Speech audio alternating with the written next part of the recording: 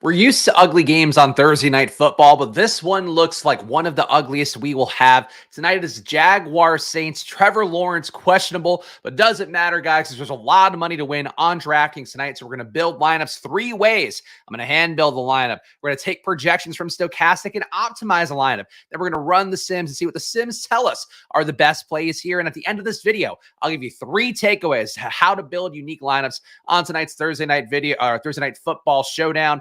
Let's talk about it, guys. Implied totals for this game: Jacksonville 19.3 implied points, Nolans 20.8 implied points. So we are barely cresting over a 40-point total. That is usually not the greatest sign of production. It does usually mean that kickers and defenses will be out to play a little bit more in terms of people's build tonight, no matter what tournament you're playing for the most part. But let's get it going. And shouts to the chat as always. Appreciate you guys being here. Our guy Mark and Toe. Appreciate all of you guys who hang out, whether you're watching live or after the fact. Always very much appreciated here on Splash Play. Can I appreciate you anymore? Can I say the word appreciate anymore? We'll find out over the course of this video. So the one thing I always like to highlight up top here, the handful of things I like to highlight up top, is where the defensive weaknesses are, especially in EPA metrics. As we saw on Monday night, again, probably one of the most productive, most accurate showdown videos I've done in years of doing this with some regularity, both for myself on Splash Play and Stochastic. There's obvious weaknesses to exploit. On Monday night, it was a tight end matchup against Dallas, and that's led now to 2 straight weeks where there's been a showdown winning lineup that's resulted from that weakness. There's no weaknesses for Jacksonville's defense. There's no real weaknesses for New Orleans' defense. These are two defenses that are pretty sound across the board. So what I would expect from everything is just going to be decreased production from every single position. There's nothing really to lean in on here. The weakest thing that either team has going for them is that New Orleans defending QB rushes, giving up a 0.4 EPA. That is one of the worst marks in the league. Besides that, though, I mean, if CJ Beathard is in, that can matter quite a bit. For Trevor Lawrence, who's wearing a stone cold Steve Austin knee brace for himself, I don't know that that matters a whole lot. I don't think I expect Trevor Lawrence to run very much here. So that is something that also, just doesn't add a ton of value. Jacksonville's man defense numbers are pretty weak, but they only run it 16% of the time. When they do run man, though, Jacksonville, one of the worst man defense teams in the league, 0.5 EPA allowed on those plays. Theoretically, that would benefit Chris Olave and Michael Thomas the most. Chris Olave targeted 25% of the time he's running a route against man. Michael Thomas running a route 32% of the time that he's running against man as well. So those guys could benefit a little bit more. And that's something, too, where there is one other semi-weakness here, not the strongest weakness in the world. I guess, is that an oxymoron? It might be. But not one of the biggest weaknesses in the league, but still one that's noteworthy. Defending out wide is where New Orleans is probably weakest. They're giving up a 0.2 EPA allowed per target. This is the only positive EPA number allowed anywhere on the field. So that includes playing out of the slot, playing out of tight end, playing out at running back. These teams both defend all of those ways of those mechanisms for catching passes pretty well. So seeing a weakness there going out wide against the Jacksonville defense, that is something where I do think Olave and Michael Thomas as captain plays.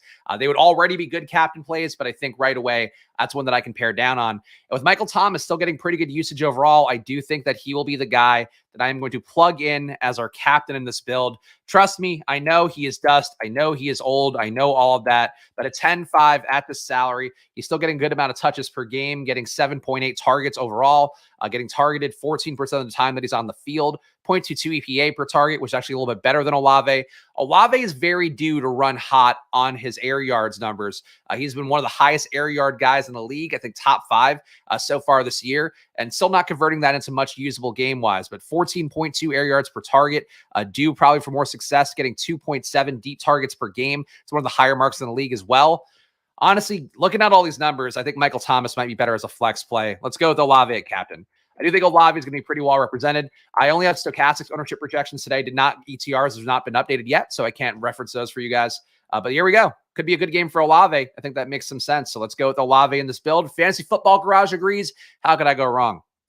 And I'll put in Michael Thomas in the flex too. I think, as I've talked about a lot here, when you see weakness in one spot, like the tight end matchup again going against Dallas, Donald Parham got open a little bit more than he normally does. Gerald Everett got open a little bit more than he normally does. It can impact either guy, but you do normally want to target the guy who's got the most to gain by this being a weakness in that defense. So Chris Olave, because of the fact he's not converting his air yards that well, Derek Carr getting healthier by the week, I do think targeting Olave as a captain makes sense, and I do think I'll have some of Michael Thomas as well. But Olave just has the ability to break a slate because his usage has been so good. He just isn't converting into anything. So this matchup could be one where it actually does convert something useful.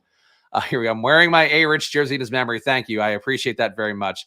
Moonlave. Yes, Moonlave is in tow here. Again, indoor game, deep ball potential there for Chris Olave is there in a major way. I'm willing to take the stabs here at captain, and I hope to.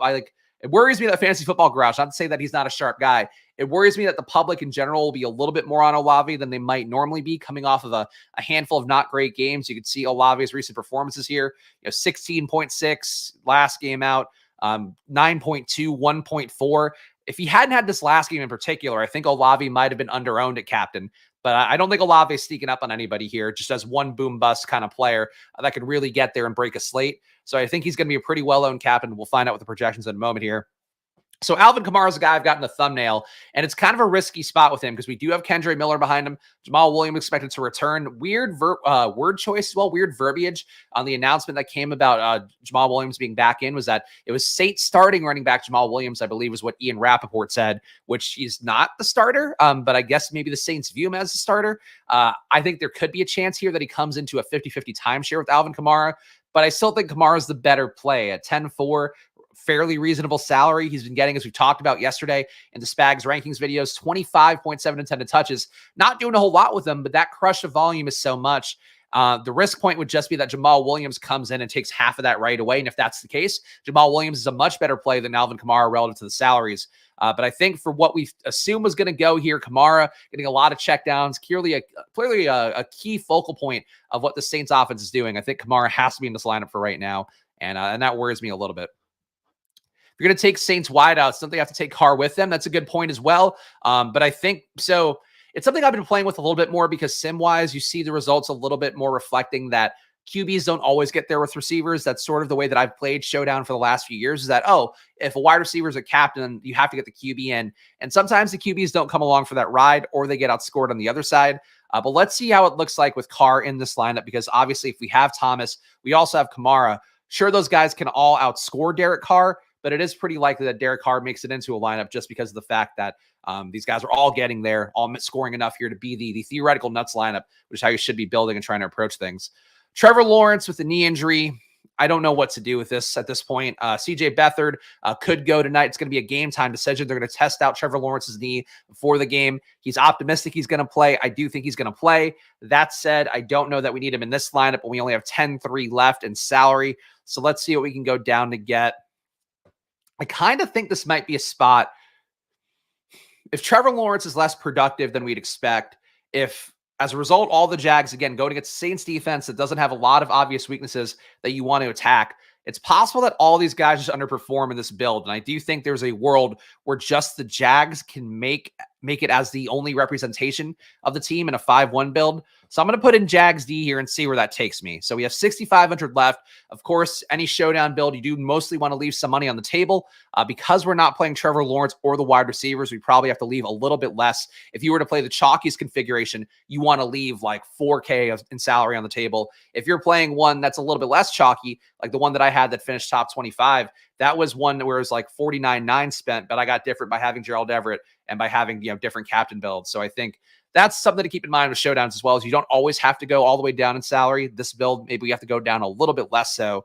People talk about Evan Ingram in chat. Shaheed captain, too cute. Definitely not too cute. I think that's firmly in play, though. Shaheed, for what it's worth, getting most of his production out of the slot on the year. So that's something where, he's running out wide, 13 targets out wide, 14 out of the slot, but more productive out of the slot. So he might not have the big plays overall. But I don't hate Shaheed. Anybody you can target this one spot that it seems like the Jags might have some flaws, I'm willing to target. And Shaheed, too, nice price tag.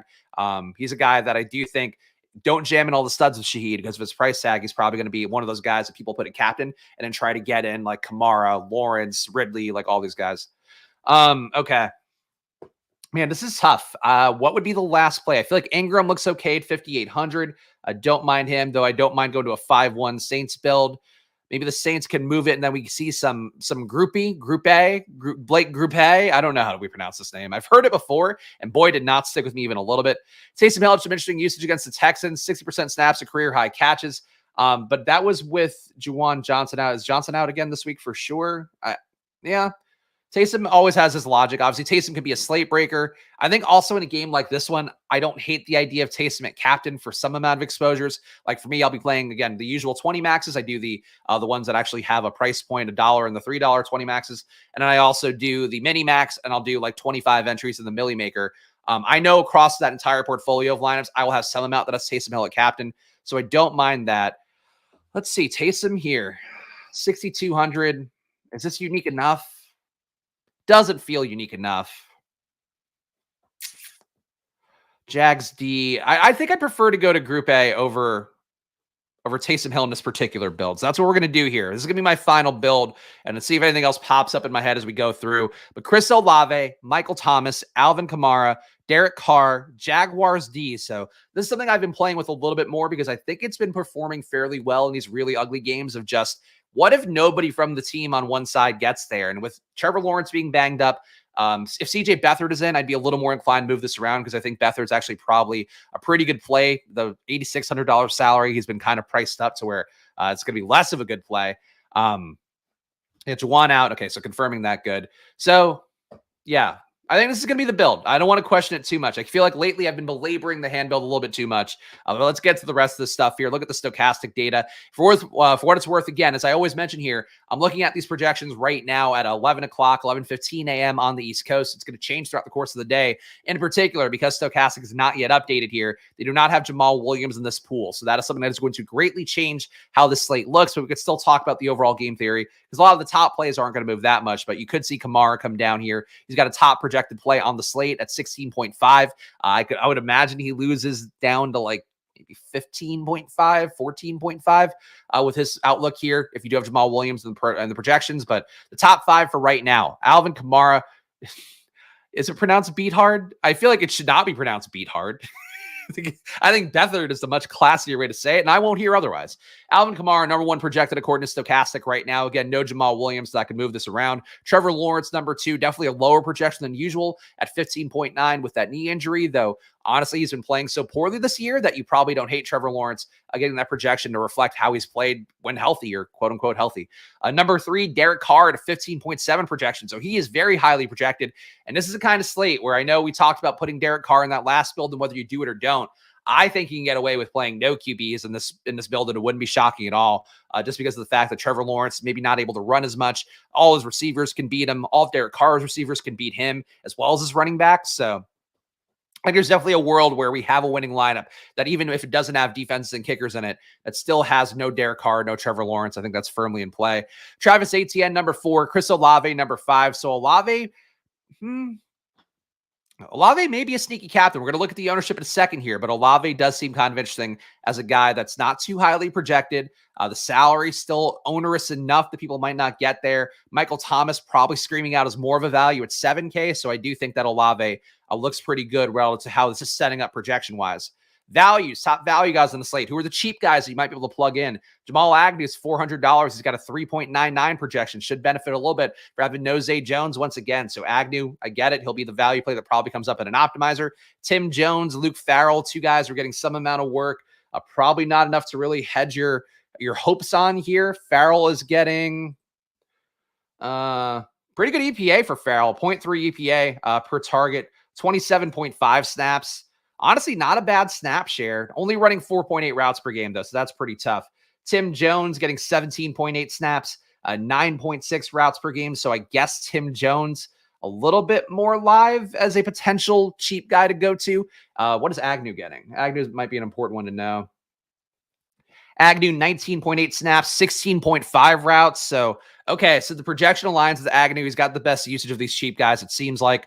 Kirkwood, boy, that's fucking, we're getting real thin here, but we did see a slate with Quentin Morris and Deontay Hardy winning things, so I guess that would make sense. Kirkwood, I don't have any data on, so I don't think he's actually going to be somebody that has played very much this year. And Jimmy Graham certainly playing a little bit more, you would think, without Juwan Johnson there, kind of a similar target ability these guys have. Graham's got 19.8 snaps on the year, 8 targets, not getting any red zone work either.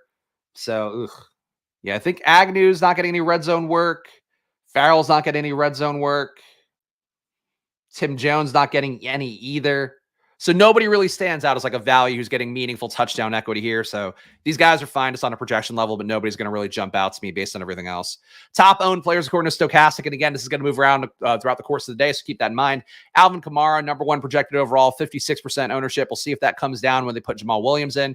Derek Carr, 53% ownership. Trevor Lawrence, 52%. Travis Etienne at 46%. And Chris Olave, a slightly lower 46%. Captain ownership, though, Olave at 10%. So it does seem like they are projecting Olave to have some representation there. Alvin Kamara, though, number 1 at captain at 12.7. Derek Carr, number 2 at 10.1. Olave at 10.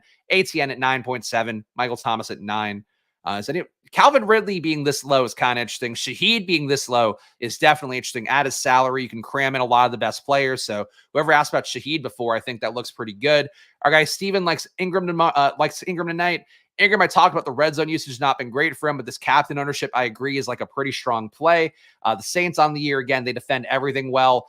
Negative 0.01. Actually, no, just a 0.01 flat EPA to tight end. So they are just basically neutral defending the tight end position. So Ingram at captain live. Anybody under 10% you can get a captain that you could realistically see putting up 30 points tonight, whether, before the 1.5x or with it. Those are guys I'd be willing to play. So Shaheed, Ingram, kickers, I think Taysom Hill at 1%.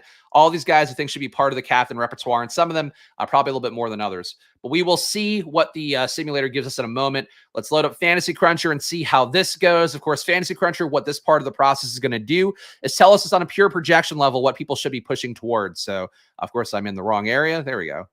DraftKings Showdown. So what this is going to do is show us basically like the math behind it. So what's it going to force people towards if they're running an optimizer with projections like stochastics? Stochastics, obviously one of the ones that are used the most across the industry, but they're also ones that are just representative of what a field's ownership is going to be like, what a field's projection is going to be like. So that is why I believe you use them here for this part of the process. And here we go. Projections in. And now let's see what it pushes us towards with just the numbers. And once again, this won't be a representation of what the field's going to do holistically. It's not going to be like, oh, they're for sure going to play 76% Alvin Kamara. It just shows what the numbers push people towards when they are building their lineups. And that's sort of the learning point here. So Alvin Kamara, 76% at the flex. Trevor Lawrence, 76% at the flex. Let's see how these guys are coming up at captain. Alvin Kamara, 12% at captain, so he's not in every lineup. Trevor Lawrence, it looks like, is in every lineup. I can't see this number, but I presume that's 24%. So Trevor Lawrence showing up in every lineup. Derek Carr, 40% at captain, 60%. So both Derek Carr and Trevor Lawrence are showing up in every lineup based off the projections. So that means right away, if you don't play one of them or you don't play both of them, you're probably getting different from a good portion of the field because they're going to be forced there. That's in particular a situation where you could take a really good lineup that has Trevor Lawrence at the flex or Derek Carr at the flex and just drop down to a skill position guy and leave 3-4K on the table. That's the way a lot of people build when they do have winning showdown lineups, especially once they get more unique, because people always kind of force in the higher projected QB play when a skill position player, again, can beat a QB in particular in general, but in particular tonight, like they can always, like tonight's a more likely spot that skill player could beat out the QBs. Anybody else in every lineup? Michael Thomas and 60% at flex. He's not in every lineup. It's just Carr and Lawrence in every single lineup. And a lot of them should have Alvin Kamara as well, but there we go. I think the way I'll get spicy is going heavy New Orleans and building for a shootout. I think it's a good way to do it. I mean, again, low total here. If you do hit a shootout, it's certainly a possibility. And by shootout, it's like, honestly, a shootout build doesn't have to really play for, these guys are going to put up 60 points. You can just build a shootout by, or quote unquote, by just leaving out the defenses and the kickers, because I think the defense and the kickers are going to get into a lot of lineups. We'll look in a moment there. Overall team stacks, so 4-2s coming up a lot for the Saints, 4-2s for both sides, 3-3s, no 5-1s on either side. So just getting in some good 5-1s, whether it be for the Saints side, which again, like Mark mentioned there, like I've said before, I think a Saints 5-1 is pretty appealing, but a Jags 5-1 is also fine. I would just get in a mix of if you're running a sim, highest sim 5-1 builds, pull them in. That's what I do on Excel after I pull out all these simulated lineups from Stochastic. So that'd be my recommendation. Kickers and defenses. Kicker's not coming up a lot for a low total game. So I do think kicker is still going to be on the menu here more than you might expect. And defense is not coming up that much either. So maybe the projections won't put people on these plays, I think is something that could be interesting. People really have been forcing in defense a lot on these showdown slates lately. The price tags aren't that great. 5,400 for the Saints is really tough. 3,800 for the Jags, less tough. So maybe that's why this isn't getting in. But I think it's one difference here with the projections versus how the field plays. Like the field won't cram in kickers. The field will cram in defense a lot. Even if it's just to see themselves have that initial point where it's like, oh, I'm playing two defenses and oh, look, it looks like I'm winning $1 million. Ha ha ha. Like they play too many defenses. So I think in this particular one, the math really doesn't support playing defenses, but I'm curious to see how the field handles it because they've been like that ownership on the Bills defense on Sunday night when they were 6,600 was irrational and not like smart. That was one of the worst plays of the year, and people played them 20% at captain at 6,600. Like so, the public is very much aligned with playing a lot of defense. So if the math doesn't back it out, I don't know how that goes hand in hand personally, but we'll find out. Let's generate the lineups here. Of course, going to generate up to 10,000 lineups for a showdown. You usually get a little bit less. And then what Stochastic does is have those 10,000 lineups compete against each other 40,000 times, and it figures out what the highest ROI ones are. So we'll look at that. If you're playing 5-1, would you play defense as part of the 5? I think you can. I do think that that's going to be the most unique part to have a defense in because we're not getting forced on a lot of 5-1s. And because I do think the score, the total here, the players involved would push people more towards building 3-3s. So I have no issue with that one at all. I think putting a defense in a 5-1 is a more logical application to have a defense in. But you could put defenses in anywhere. And I think that's still, we'll see how often it comes up because I don't know. The public's ownership of defenses just really does freak me out a lot. I believe it's over 30% to first here, so let's just do it that way. Of course, you want to do your own projections. You would download this template and do it that way. But of course, this is how the sim process works on Stochastic. And okay, come on. Run contest simulation. Let's do it. See what we get here. While this loads, guys, of course, I do these showdown videos every Monday and Thursday. Regular content, of course, the rest of the days of the week, every Monday to Friday at 11 a.m. So please do subscribe down below. Please hit the like button. Please leave a comment. Appreciate it here on the showdown videos. There's a lot of showdown videos out there. A lot of ones, they do them later. They do them earlier. I don't know, man. I just do it at 11 a.m. here to give you the best that I can do at that time of day. So please do subscribe and go check out Probably as well. Of course, that is my baby. Good way to get in good mathematically sound bets at Probly.com where we track the top expected values, top probabilities from around sports books all across the world, basically. And we find the best legal opportunities for you. So check it out, probably.com. It is free to scroll through and find good needles in a haystack bets any given point of the day. All right. Derek Carr, Chris Olave, Christian Kirk, Jimmy Graham, Michael Thomas, Travis Etienne. This is the top projected ROI lineup right now. You can see the ROIs on the left side of the screen here. That one to me honestly seems like it might be fairly unique. Carr at captain. You're still getting Olave. Olave's potential, I think, to be chalked up at captain is very much there. We'll see, watch ETR stream with Cody and Gary Hartman later today. That'll give you a pretty good indication of what a large portion of the field is going to be approaching things.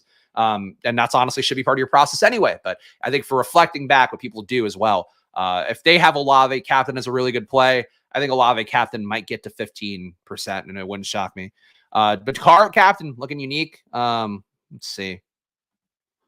Highest win rate lineup. And this is something too, if you are playing with the Sims, this is an important thing to note actually that I'm going to try to flag. So one thing with the Sims that I would really highlight is not like, so the win rate is not something you should be necessarily pulling lineups out of, like it obviously will tell you here, this one's winning, 0.29% of the time. So you can do the math on what 40,000 Sims, what that would be. Christian Kirk, whatever, a lot of dupes on these, but the best way to use this win rate column here is going to be where you find unique lineups all the way down here. And then you could know, okay, so this lineup is actually still winning 4 out of every 40,000 times, like it sounds insane to say that out loud, but the win rate is actually really useful. That was part of what got me on the lineup that finished so well on Monday night that could have taken down that entire showdown tournament was because of the fact that I was just looking down for unique lineups. I was like, oh, this one is still winning some amount of time, but it's a pretty unique configuration. It's still 49.9, but it doesn't feel like it'll be played that much. It ended up being played by only 10 people. So you could go even deeper down the rabbit hole and take even lower owned ones with just have some amount of it winning, I think is the main thing to look at. Just so you know that it has the capability to actually bubble up and get there. I think it's one of the best way to use the Sims that I've found so far. So that's something to keep in mind. All right. Let's go up and let's see the worst simulated lineup here. Oh man, it's so much scrolling. Hope nobody's got vertigo. Hope nobody in the stream here. I hope nobody who has vertigo watches us. No, I hope this doesn't make anybody too dizzy. I'm just going to go back to this tab and then there we go. Okay, this will work better. Lowest ROI lineup. I think will be fun to look at. Brenton Strange at captain, Alvin Kamara, Calvin Ridley, Chris Olave, Taysom Hill, Trevor Lawrence. So you can see why this one has a really bad ROI. Obviously, Brenton Strange at captain. The best case scenario is he gives you like 8 points. He shouldn't be played at captain. This one, though, I actually wouldn't mind playing 44.5 salary. If it won at all, if it had more than a 0% win rate or more than a 0% top 10 rate, it'd be more in play. But it does have Olave at captain. So this is where you can really you can really find unique lineups at the bottom of the sim. And I think that's the biggest lesson I've had so far, especially for Showdown where you're trying to get unique. Just find ones that have any sort of win rate and are a little bit underrepresented. This one too.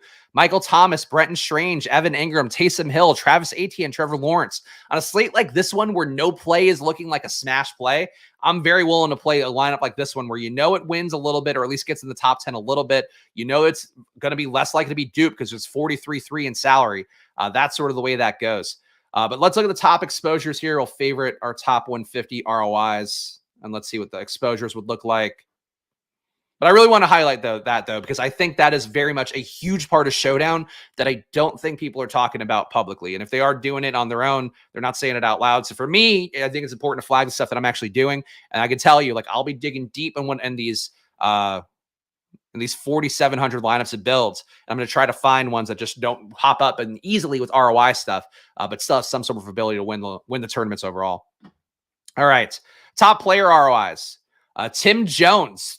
Has anybody ever mentioned the name Tim Jones on Fantasy Stream this year? No, probably for good reason. But he does project well because he's getting enough routes, as we talked about. Guy getting amount of routes, guy getting amount of snaps. That's what you play in Showdown. Is you're playing not as much for projection, especially for these cheap guys. It's just somebody to be out there and get a shot to take down one touchdown. But again, Tim Jones not used that much. Luke Farrell not used that much. Jimmy Graham not used that much in the red zone.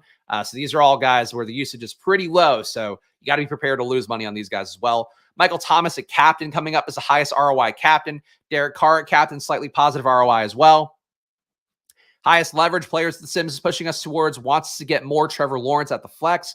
Wants us to get more Derek Carr at captain. Wants us to get more Jimmy Graham in the flex. Derek Carr in the flex. So the Sims really love Derek Carr, which I think makes sense. Again, this is probably a better passing matchup for New Orleans than it is for the Jags. So I can see why Derek Carr would pop up this much. The defenses, let's see them. Saints coming up, 19% flex exposure. Jags coming up, 3% at captain, 18% flex exposure. But basically, they're just keeping me flat with the field on both Saints D and Jags D. So not learning a whole lot from that. It doesn't feel like the Sims believe that the defenses are a great play, but it doesn't want you to have none of them. So that's sort of where that goes. This is just kind of this is a slate where there's really like nothing that seems incredibly sticky that like I'm, even that appealing. Like Tim Jones, fucking play Tim Jones. Ugh. All right, so 3 takeaways. We got to do them. 3 takeaways for the slate. Number 1 would be try to lean in on the New Orleans wideouts that do play out wide. So Michael Thomas, Rashid Shaheed, Chris Olave, those guys are probably in the best overall positive matchup on paper. And Olave in particular is due for some positive regression. Number 2, I would say really watch the ownership for Chris Olave. I think he's a good play. I think he's a really strong play. I can't imagine having less than 20% of him at captain. That said, I think if ETR comes in with a high ownership number, and if they're also just talking highly about him, if ETR is talking highly about him, if Al Zeidenfeld's talking highly about him, if Stochastic later today is talking highly about him, I would think Chris Olave gets up to 15-20% ownership because we've seen a lot of captain ownership sneaking up. So that's one where I think that Olave could get really steamy. And like right now, to me, it looks like a good captain play. But I think as the day goes on, he might look better as a flex play just because he's going to be the captain people go to because they don't know what to play a captain, basically.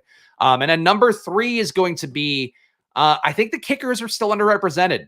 Let me just look at the screen really fast, but I didn't see kickers coming up very much at all here. Yeah, I don't think the kickers are showing up in the sim variant. We've got Group A coming up in 20%. No, actually, no, 9% of lineups. I don't think we're getting the Jags kicker at all. So yeah, kickers underrepresented for this low of a total game. This really ugly of a game. So I think kicker is a little bit more in play than defenses. Defenses the Sims don't seem to like. I'm still going to put some defenses in. I'm perfectly comfortable going to 5-1 builds. And I guess that's also like, if we want to do 4 takeaways today, just play some 5-1 builds. Like that's the way to get unique right away. And ugly slates like this one in particular, people do lean more on those 3-3s. So there's 4 takeaways. You got a bonus one there. But any questions in the chat?